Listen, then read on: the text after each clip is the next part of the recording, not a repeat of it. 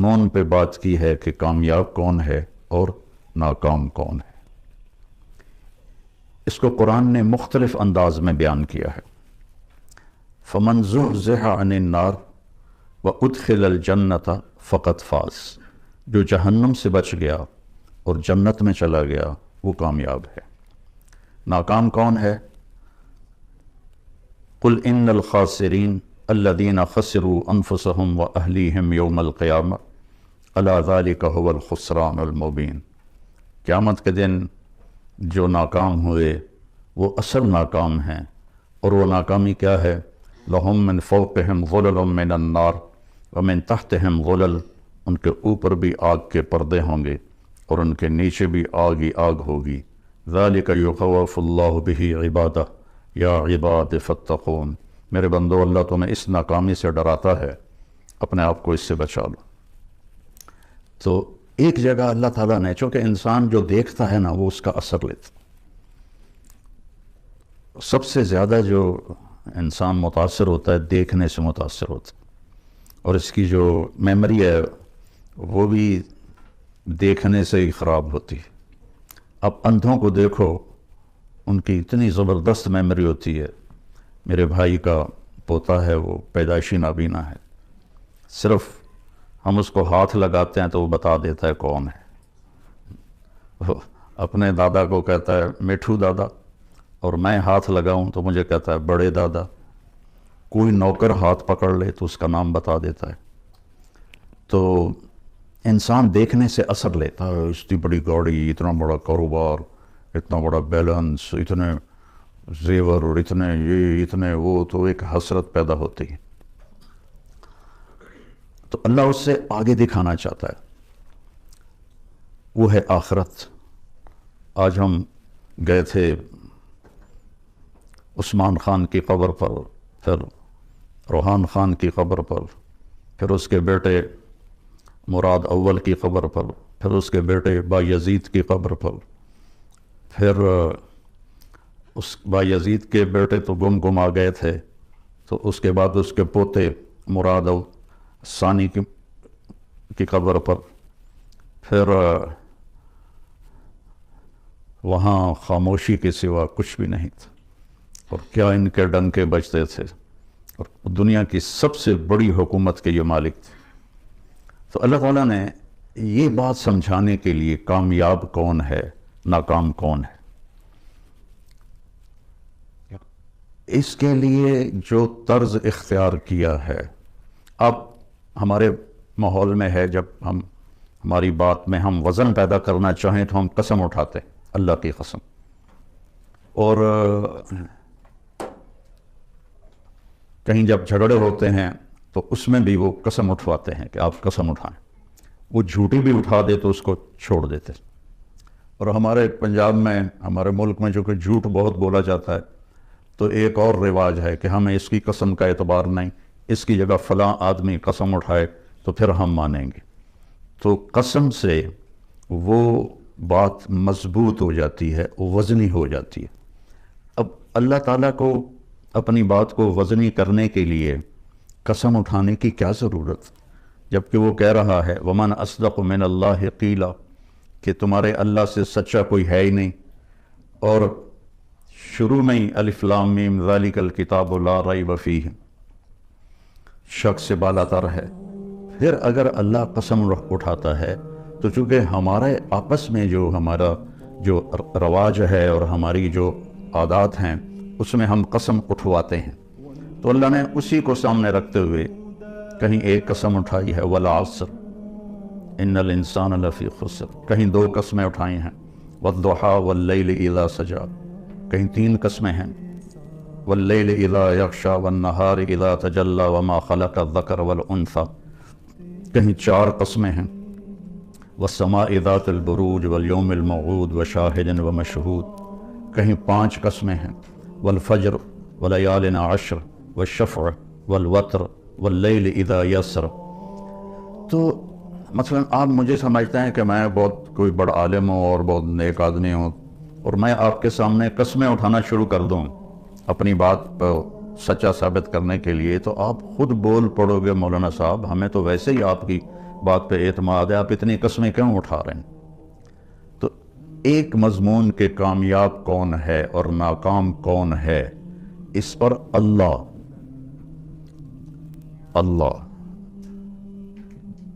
جس کی نہ ابتدا ہے نہ انتہا ہے، اس کا اول کوئی نہیں، اس کا آخر کوئی نہیں، وہ کسی زمانے میں نہیں ہے، کسی جگہ میں نہیں ہے۔ اللہ لا الہ الا ہو، یہ دعویٰ ہے کہ اللہ ایک اکیلا ہے، معبود اس کے سوا کوئی نہیں۔ آگے اس کی ساری دلیلیں ہیں کہ تو پھر وہ کیسا ہے، تو کہتا ہے لا تاخذہ سنۃ ولا نوم، وہ سونے سے پاک ہے، وہ اونگنے سے پاک ہے۔ لہ ما فی السماوات و ما فی الارض، اس کی حکومت پوری کائنات پر ہے۔ اور کیسا ہے؟ من ذا الذی یشفع عندہ الا باذنہ، کوئی اس کے سامنے دم نہیں مار سکتا اس کی اجازت کے بغیر۔ اور کیسا ہے؟ یعلم ما بین ایدیہم وما خلفہم، پوری کائنات اس کے سامنے ہے، آگے جو ہونے والا ہے وہ بھی جانتا ہے، پیچھے جو ہو گیا ہے وہ بھی جانتا ہے۔ ہماری طرح فائلیں کی ضرورت نہیں، کوئی کمپیوٹر کی ضرورت نہیں ہے۔ کل صغیر و کبیر مستطر، ہر چھوٹے سے چھوٹی چیز اس کی بارگاہ میں لکھی جا رہی ہے۔ اور اللہ کہے گا اقرأ کتابک کفی بنفسک اليوم علیک حسیبا، یہ پڑھ، یہ تیرا پیپر ہے، تیری اپنی زندگی کی پوری کتاب ہے، اور اس میں کوئی ایک لفظ کی کمی زیادتی نہیں ہے۔ اتنی بڑی طاقت والا اللہ جو اپنی ذات کی ایک مثال دیتا ہے کہ میری تعریف کے لیے سمندر کو سیاہی بناؤ، لو کان البحر مدادا۔ اور میں نے تقریباً سارے سمندروں میں تھوڑا تھوڑا سفر کیا ہوا ہے، تو 7 سمندر، جو پیسیفک ہے وہ 14,000 کلومیٹر لمبا ہے۔ تو دنیا میں 71% سمندر کا پانی ہے اور 29% زمین ہے، اس میں پہاڑ ہیں، جنگل ہیں۔ اور اللہ کہتا ہے سارے کو سیاہی بناؤ، اور پھر میں تمہارے ہاتھ میں، یہ جتنے درخت ہیں آپ نے دیکھا کتنے درخت ہیں، کہ ان کو میں قلم بنا کے تمہارے ہاتھ میں پکڑا دیتا ہوں اور اس پر اپنا علم دیتا ہوں، پھر تمہیں کہتا ہوں میری تعریف لکھو۔ تو تم سارے انسان، سارے جنات، سارے نبی، سارے رسول، سارے فرشتے، جبریل، میکائیل، عزرائیل، اسرافیل، عرش کے فرشتے، مقرب فرشتے، اور سب سے بڑے رسول نوح علیہ السلام، ابراہیم علیہ السلام، موسیٰ علیہ السلام، عیسیٰ علیہ السلام، اور سارے رسولوں کے سردار محمد الرسول صلی اللہ علیہ وسلم، یہ سارے اکٹھے ہو کے میری تعریف لکھیں، تو ایک وقت ایسا آئے گا سمندر خشک ہو جائیں گے، تمہارے قلم ٹوٹ جائیں گے، اور تیرے رب کی تعریف ختم نہ ہوگی، چاہے اتنے سمندر اور لے کر آؤ، پھر اتنے اور لے کر آؤ، پھر اتنے اور لے کر آؤ۔ کیوں؟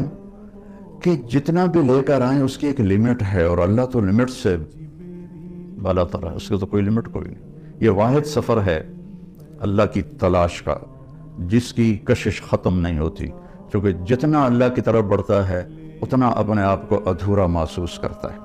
جیسے کوئی آدمی صحرا میں سفر کر رہا ہو تو کوئی ریفرنس نہ ہو، تو جتنا بھی سفر کرتا ہے وہ کہتا پتہ نہیں میں کدھر ہوں، میں کہاں پہنچا ہوں، کچھ پتہ کوئی نہیں۔ ایک چھوٹے سے صحرا میں بغیر ریفرنس کے وہ بالکل ایسے ہو جاتا ہے۔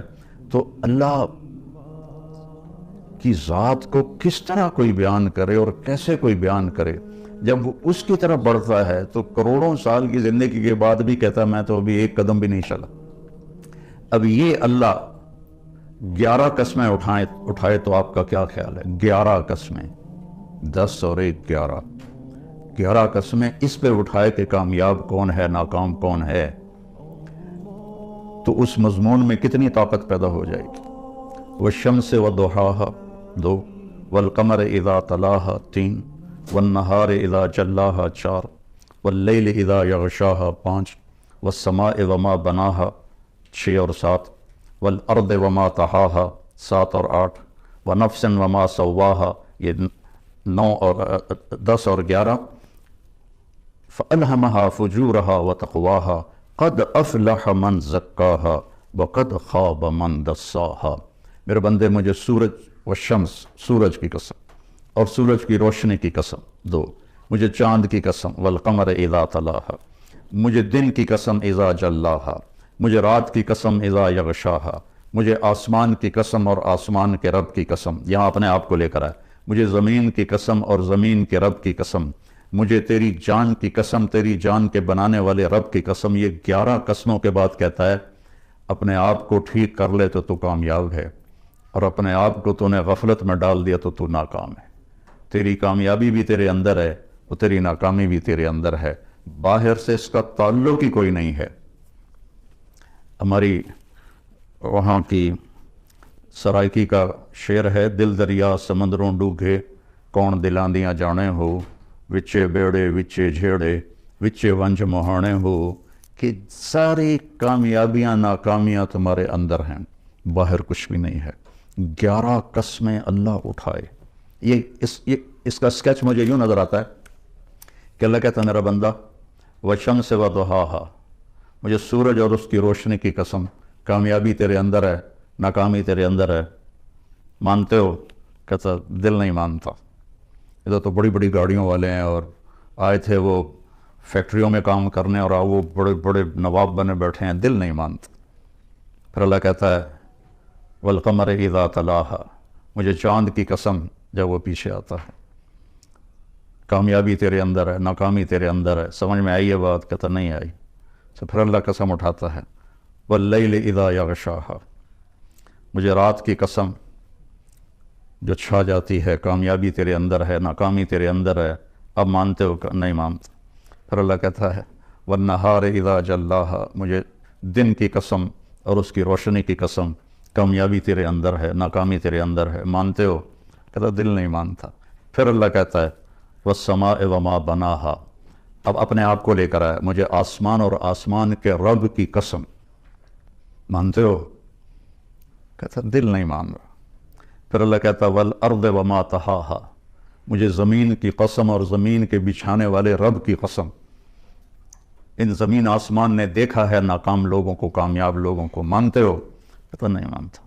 تو پھر ایک جذباتی قسم ہے، ہمارے محاورے میں بھی ہے، تیری جان کی قسم یار تیری جان کی قسم۔ تو آخر میں اللہ کہتا ہے یار میرے بندے وَنَفْسًا وَمَا سَوَّاهَا، مجھے تیری جان کی قسم اور تیری جان کے بنانے والے رب کی قسم، اب تو میری سن لے، میری مان لے، قد افلح من زکاها وقد خاب من دساها، اسے پاک کر لے تو کامیاب ہے، اسے ناپاک کر لیا تو ناکام ہے۔ سب سے بڑی ناپاکی وہ کفر کی ناپاکی ہے، ان الشرک لظلم عظیم والکافرون هم الظالمون، اللہ کا انکار کرنے والے وہ سب سے بڑے ظالم ہیں، اور سب سے بڑی یہ ناپاکی ہے جس میں انسان ایسا ہی ہے جیسے گندگی کے گٹر میں کوئی گرا ہوا ہو تو اس کا پورا وجود بدبودار ہو جاتا ہے۔ اور قد افلح من زکاہا، اور جو اس کو پاک کرتا ہے، اور دوسری جگہ اللہ تعالیٰ نے فرمایا قد افلح من تزکا وذکر اسم ربہ فصلی، ایمان کے بعد جو چیز انسان کو پاک کرتی ہے وہ نماز ہے، ایمان کے بعد جو چیز انسان کو پاکیزہ بناتی ہے وہ نماز ہے۔ اللہ تعالیٰ نے کوئی 700 دفعہ قرآن میں مختلف انداز میں نماز کا ذکر کیا ہے۔ اقیموا الصلاۃ وآتوا الزکاۃ 10 دفعہ تو یہ آیا ہے، 68 دفعہ لفظ صلاۃ قرآن میں آیا ہے، اور 700 دفعہ قرآن میں نماز کا ویسے ذکر آیا ہے، والقانتین والقانتات، اس سے نماز مراد ہے۔ تو ایمان کے بعد سب سے بڑی جو چیز ہے وہ سجدہ ہے جو انسان کو پاکیزہ بناتا ہے۔ تو یہ کامیابی آپ موت کے وقت ساتھ لے کر جائیں گے۔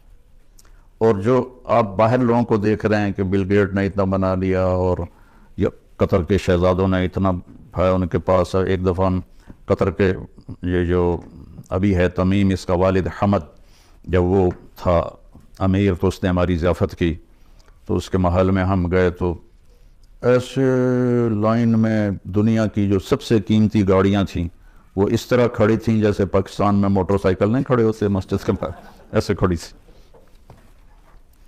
پورے پاکستان کا بجٹ شاید تھا جو وہاں گاڑیاں کھڑے تھے۔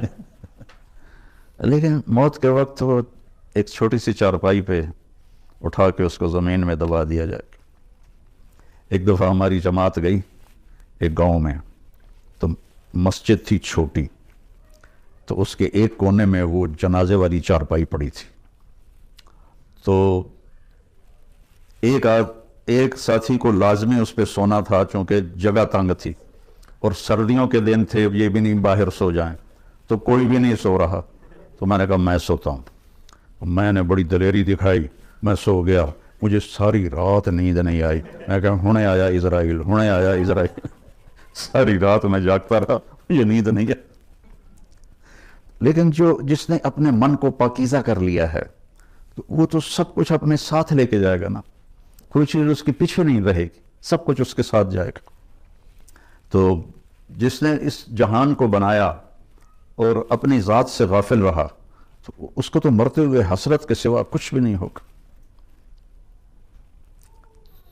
تو میرے اللہ نے مردوں اور عورتوں کے لیے ایک ہی پیمانہ بنایا ہے کامیابی کا، مالدار کے لیے، غریب کے لیے، امیر کے لیے، کہ اس سر سے لے کر پاؤں تک اپنے وجود کو اللہ کی مرضی میں ڈھال دیں. وہ چند چیزیں ہیں، 5 نمازیں ہیں، اس میں غفلت نہ ہو. کبھی قضا ہو جائے تو سونے سے پہلے پڑھ لے. سال کے بعد روزے آتے ہیں جو ہماری پورے باڈی کی اوور آلنگ کر دیتے ہیں. اور اس کے بعد پھر نوافل ہیں، وہ اللہ نے آپ سے مانگے نہیں. ٹوٹل جو اللہ نے ہم سے حساب لینا ہے وہ 17 رکعات ہیں، جو فرض کی 17 رکعات ہیں، 2 فجر کے، 4 ظہر کے، 4 عصر کے، 3 مغرب کے اور 4 عشاء کے. ان 17 رکعات کا حساب ہے. باقی ہے اضافہ، کہ جب کسی کی نماز قیامت کے دن تھوڑی ہو جائے گی تو اللہ فرمائے گا دیکھو نفل ہیں، تو وہ نفل ہوں گے تو اس سے وہ کمی اس کی وہ پوری کر دی جائے گی. تو اس لیے میرے نبی نے 12 نوافل مستقل ساری زندگی پڑھے، سفر کے علاوہ گھر پر، جن کو ہم سنت موقدہ کہتے ہیں. اور ایک آپ نے اشراق کے 2 نفل ساری زندگی پڑھے، اور ایک تہجد آپ نے ساری زندگی پڑھی، اور 11 رکعات. اپنی امت پہ مشقت کو نہیں ڈالا، 11 رکعات. عبادت کی کثرت مطلوب نہیں ہے، اچھے اخلاق اور لوگوں کی خدمت و محبت اور ان کے لیے خیر خواہی یہ مطلوب ہے. آپ مسجد میں بیٹھے تھے تو آپ نے فرمایا اس دروازے سے ایک جنتی آنے والا ہے. تو ایک انصاری صحابی مدینے والے، وہ اتنے نامعلوم ہے کہ ان کا نام کسی حدیث میں نہیں آیا. ان کے ہاتھ میں جوتا تھا اور داڑھی میں وضو کا پانی تھا. وہ آ کے بیٹھ گئے، کسی نے بتایا بھی نہیں کہ تیرے بارے میں اللہ کے نبی نے یہ کہا. اگلے دن آپ اسی مجلس میں تھے تو آپ نے فرمایا اس دروازے سے ایک جنتی آ رہا ہے. تو وہی صحابی جو کل آئے تھے اور اسی شکل میں، جوتا ہاتھ میں، داڑھی کا وضو کے پانی سے وہ پانی، وہ آ کے بیٹھ گئے. تیسرے دن آپ نے فرمایا اس دروازے سے ایک جنتی آ رہا ہے، پھر وہی صحابی. تو اس مجلس میں ایک صحابی ہیں جو 3 دن سے بیٹھ رہے تھے، ان کا نام ہے عبداللہ بن عامر. تو جتنے صحابہ میرے نبی کے تھے، 1.5 لاکھ یا 2 لاکھ، کوئی کسی نے گنے تو ہے نہیں، اندازہ ہی ہے. ان تمام صحابہ میں یہ سب سے زیادہ عبادت کرنے والے تھے. ان سے زیادہ کوئی عبادت والا نہیں تھا. ساری رات تہجد پڑھتے تھے، سارا دن روزہ رکھتے تھے، اور 24 گھنٹے میں ایک قرآن ختم کرتے تھے. یہ کسی میں طاقت نہیں تھی. ان کے باپ نے شادی کی تو بیگم سے کہنے لگے میں 2 نفل پڑھ لوں، اور نماز کی نیت باندھی اور چل سو چل. کئی گھنٹے گزر گئے تو اس کی بیگم نے کہا اس کو تو لگتا ہے میرا خیال ہی کوئی نہیں. اس نے بھی وضو کیا اور اس نے بھی پیچھے نماز کی نیت باندھ لی. تو جب صبح فجر کے بعد باپ نے پوچھا عمرو بن عاص رضی اللہ عنہ، بیٹا رات کیسے گزری؟ کہا جی الحمدللہ نفلوں میں گزری. کو تیرا ستیہ ناس ہو، میں نے تیری شادی اس لیے کی تھی کہ تیری رات نفلوں میں گزرے. جا کے اللہ کے نبی کو شکایت کی انہوں نے کہ اس کا یہ حال ہے. تو وہ اس لیول کی ان کی عبادت تھی. تو ان کو خیال آیا یہ مجھ سے زیادہ عبادت کرتا ہے. 24 گھنٹے تو سارے میں نے فل کیے ہوئے ہیں، تو اس کے 25 گھنٹے ہیں، تو میں دیکھوں گا یہ کیا کرتا ہے. تو اگلے دن وہ ان کے پاس چلے گئے اور کہنے لگے چچا جان میرے ابا مجھ سے ناراض ہیں، تو میں 2-3 دن آپ کے پاس گزار لوں؟ ان کا بیٹا بالکل ضرور آ جاؤ. تو وہ اب عشاء کے بعد وہ جلدی سے انہوں نے چادر اوپر لی اور اس میں تھوڑا یوں سوراخ بنا کے نا ان کو دیکھنے لگے کہ اب یہ کیا کرشمہ کرتے ہیں. وہ ساری رات کا لمبا سجدہ کریں گے یا ساری رات کا رکوع کریں گے یا ساری رات روتے رہیں گے، کیا کریں گے؟ تو ایسے دیکھ رہے. وہ آئے اور سونے کی دعا ہے رات کی، اللہم بسمک اموت و احیا. انہوں نے دعا پڑھی اور تھوڑی دیر بعد ان کے خراٹے شروع ہو گئے. اب یہ انتظار کر رہے کہ ابھی اٹھیں گے، ابھی اٹھیں گے، ابھی اٹھیں گے، حتیٰ کہ فجر کی اذان ہوئی اور یہ انتظار اور وہ اذان پہ اٹھے. تو یہ حیران پریشان ہو گئے کہ یہ چاچے نے تو 2 نفل تہجد بھی نہیں پڑھے، تو جنت کی بشارت کہاں سے مل گئی؟ اب اللہ کے نبی کی بات بھی غلط نہیں ہو سکتی. اور آگے چاچا جی کا بھی عمل کوئی نظر نہیں آ رہا، ساری رات سوتا پہ ہے. تو انہوں نے کہا اچھا ایک رات اور دیکھوں گا.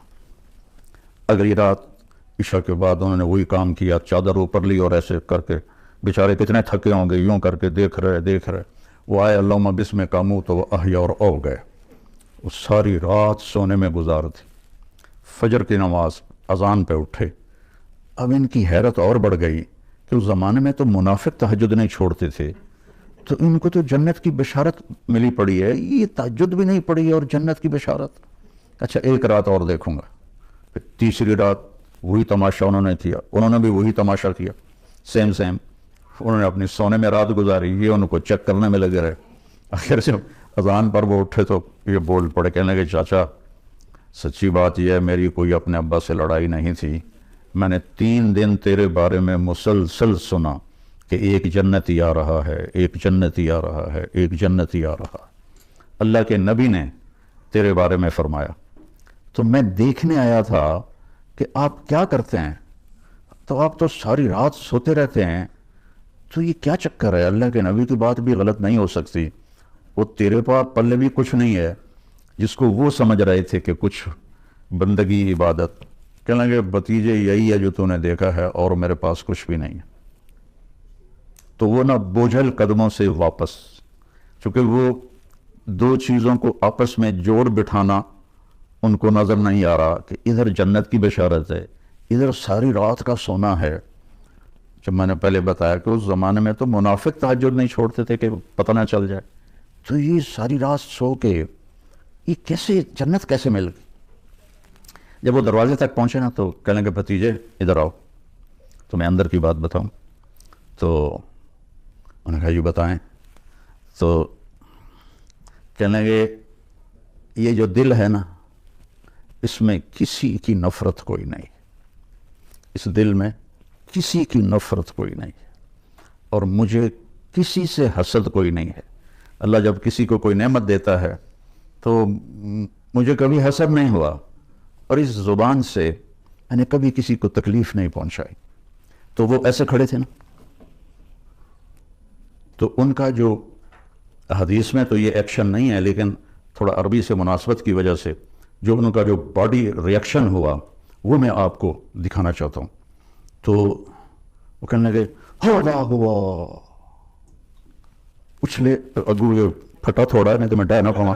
تو کہنے لگے ہوا ہوا، کہنے یہی ہے اور آگے کرنے لگے یہ ہمارے بس میں نہیں ہے. تو اللہ کے بندوں سے دل صاف رکھنا. اپنے گھروں میں اگر آپ کئی میاں بیوی آئے ہوئے ہیں، اپنے گھروں میں خوشی دیکھنا چاہتے ہو تو وہ پیسے سے نہیں آئے گی، وہ آپ کے اچھے اخلاق سے آئے گی، آپ کے اچھے رویے سے آئے گی، برداشت کرنے سے آئے گی. ایک دوسرے کی برداشت کرنے سے آپس میں محبتیں قائم ہوتی ہیں، چیزوں سے نہیں. 2 واقعات میرے ساتھ اوپر نیچے پیش آئے.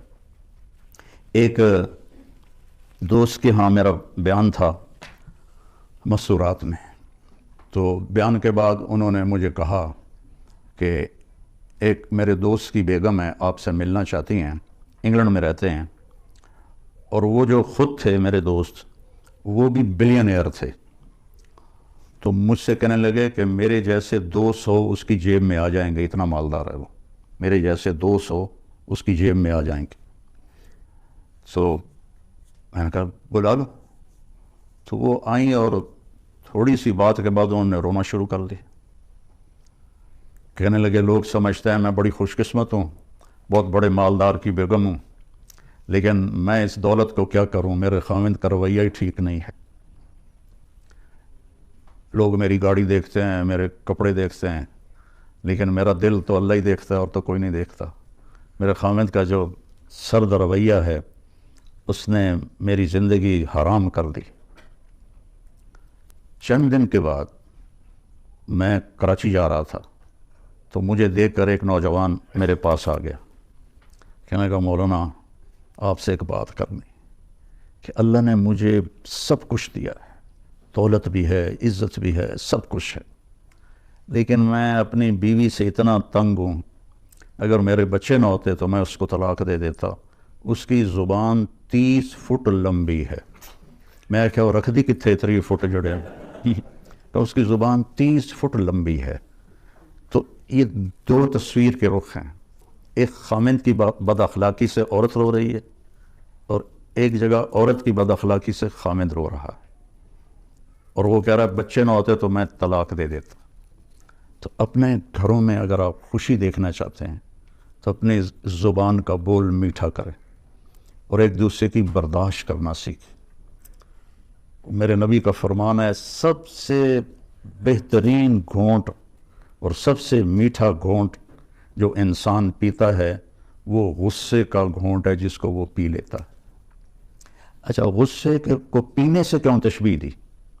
برداشت کرنا نہیں کہا, پینے سے. کہ عرب میں پانی کوئی نہیں اور پانی کے پیچھے 3 دن کا سفر کر کے وہ مشکیزوں میں پانی بھر کے لاتے ہیں, تو پانی کی حفاظت وہ اپنی جان سے بھی زیادہ کرتے ہیں. تو ایک گھونٹ کے لیے بھی وہ ترستے ہیں. تو میرے نبی نے تشبیہ دی غصے کے برداشت کرنے کو پانی سے, کیونکہ پانی کا گھونٹ اگر مل جائے تو زندگی بچے گی نہ کا بچے گی. کہ غصے کو پی جاؤ تو تمہاری گھر کی ساری زندگی خوبصورت ہو جائے گی, بچ جائے گی. اور ایک صحابی آئے, یا رسول اللہ من اسلام, اسلام کیا ہے؟ آپ نے فرمایا اچھے اخلاق. وہ دیہاتی تھا, یہاں سے اٹھا اور ادھر آ کے بیٹھ گیا. یا رسول اللہ مت دین, دین کیا ہے؟ آپ نے کہا اچھے اخلاق. وہ ادھر سے اٹھا اور ادھر آ کے بیٹھ گیا. یا رسول اللہ دین کیا ہے؟ آپ نے کہا اچھے اخلاق. وہ ادھر سے اٹھ کے پیچھے جا بیٹھا. یا رسول اللہ دین کیا ہے؟ اور ہمارے نبی کی عادت تھی جب آپ کو کوئی متوجہ کرتا تھا تو آپ ایسے نہیں ہوتے. مثلا ادھر یہ عبدالوہاب بیٹھا ہوا ہے, یہ مجھے کہے مولانا تو میں اتنا ہی کروں گا جی. لیکن ہمارے نبی کی عادت تھی جب آپ کو کوئی بلاتا تھا ادھر سے تو آپ پہلے یوں ہوتے تھے, اس کو اپنا سینہ دیتے تھے, پھر کہتے تھے جی فرمائیے. کوئی ادھر سے بلاتا تھا تو آپ ایسے نہیں کرتے تھے, بلکہ آپ پورا اس کی طرف مڑتے تھے اور پھر کہتے تھے جی فرمائیے. تو اس نے ہمارے نبی کو چاروں طرف گھما دیا, آگے بھی, دائیں بھی, بائیں بھی, پیچھے بھی. کہنے لگا یا رسول اللہ دین کیا ہے؟ ہم نے کہا بھائی کب سمجھے گا, دین یہ ہے کہ غصہ نہ کیا کر. آپ نے آخر میں فرمایا دین یہ ہے کہ غصہ نہ کیا کر. اب غصہ تو ہر انسان مرد عورت کو آتا ہے, مطلب یہ ہے کہ جب آئے تو اس سے روک لیا کر. غصے میں صحیح بولنا انسان کے بس میں نہیں ہے, صرف انبیاء کو یہ طاقت ہے کہ وہ غصے میں بھی صحیح بولتے ہیں. تو اس لیے جب غصہ ہے تو خاموش ہو جاؤ, جب وہ لہر گزر جائے پھر اپنا گلا شکوہ جس سے بھی کرنا ہے کرو.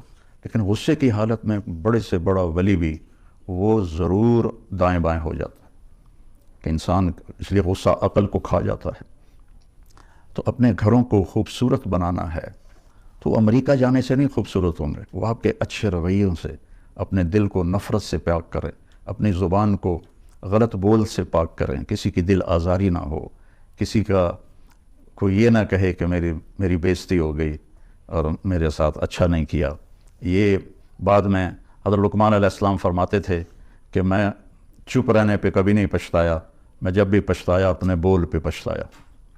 یہ کتنے نوجوان پوچھتے ہیں جی وہ غصے میں جی میں نے طلاق دے دی اب کیا ہوگا. تو میں نے کہا اب تو نے خود ہی کام دکھا دیا ہے تو میں کیا کروں. تو کہا جی بس وہ غصے میں ہو گیا, اس لیے میں کہتا ہوں غصے میں چپ کر جاؤ.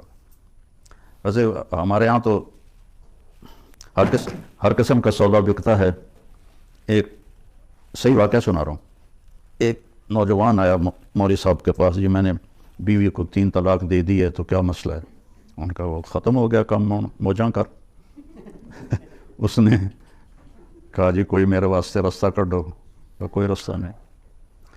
تو اس نے جیب سے ایک موٹا سا لفافہ نکالا اور ان کے مسلح کے نیچے رکھ دیا کہ مولانا صاحب کوئی رستہ کٹ. کہنے لگے چلو سوچنے ہیں کی آخیا سی تو کہ جی میں آخیا سی تین 3 طلاق. کہ الحمدللہ نہیں ہوئی. کہا اچھا کچھ کیویں؟ کہا تو چھوٹے کاف نال آخیا 3 طلاق, وہ وڈے کاف نال آਉਂਦਾ 3 طلاق, تو طلاق نہیں آخیا لہذا تیری طلاق نہیں ہوئی. تو ایک بڑے مولوی صاحب کو پتہ چلا تو انہوں نے کہا پھر تو نکاح بھی نہیں ہوا. کہ اس نے کہا تھا قبول, اسے کہنا تھا قبول. تو اپنے گھروں کو آباد رکھنا ہے نا تو اپنے اخلاق اچھے کرو, اپنا بول میٹھا کرو, برداشت کرنا سیکھو, اپنے بچوں کو سکھاؤ. چونکہ وہاں کی لائف کیا پوری دنیا میں یہ ہے کہ برداشت ختم ہے. تھوڑی تھوڑی باتوں پہ طلاق ہو رہی ہے, تھوڑی تھوڑی باتوں پہ لڑائیاں ہو رہی ہیں. تو اپنے خاص طور پر اپنی بچیوں کو صبر کرنا سکھاؤ, انہیں سمجھاؤ کہ انڈیا پاکستان کے لوگ جہاں بھی آئیں نا ان کا سسرالی معاشرہ کوئی اچھا نہیں ہے, ان کی عادتیں تبدیل نہیں ہوئیں, وہ جہاں بھی گئے ہیں. تو اپنی بیٹیوں کو اپنے بچوں کو سمجھاؤ کہ کسی کی بیٹی کو ساتھ لے کے چلنا ہے تو کیسے چلنا ہے. ہم ان کی تعلیم دیکھتے ہیں, یہ کر لیا وہ کر لیا, PhD کر لی, اب کاروبار سنبھال لیا, اب اس کی شادی کر لو, لیکن یہ کیا کسی کی بیٹی کو عزت دے سکتا ہے؟ ایک حدیث میں آتا ہے اللہ کے نبی نے فرمایا کہ میرے مدینے کے صحابہ بہت اچھے لوگ ہیں. کس بات پہ؟ جہاد کرتے ہیں, تہجد پڑھتے ہیں, روزے رکھتے ہیں. نہیں کہ یہ بڑے اچھے لوگ ہیں, جب کسی کی بیٹی کو شادی کر کے لاتے ہیں تو اسے محسوس نہیں ہونے دیتے کہ ماں باپ کے گھر میں ہے یا سسرال کے گھر میں ہے. اتنی عزت دیتے. باقی اونچ نیچ تو ہر جگہ ہو جاتی, چونکہ یہ جنت تو ہے نہیں. ایک دفعہ آپ تشریف لائے حضرت فاطمہ کے گھر تو وہ اداس بیٹھی تھی. تو آپ نے فرمایا کیا ہوا, اداس کیوں ہو؟ کہا جی میرا علی کا جھگڑا ہو گیا. تو اب یہ اتنا بڑا جوڑا ہے کہ نبیوں کے بعد اس سے بڑا جوڑا تو دنیا میں کوئی نہیں ہے.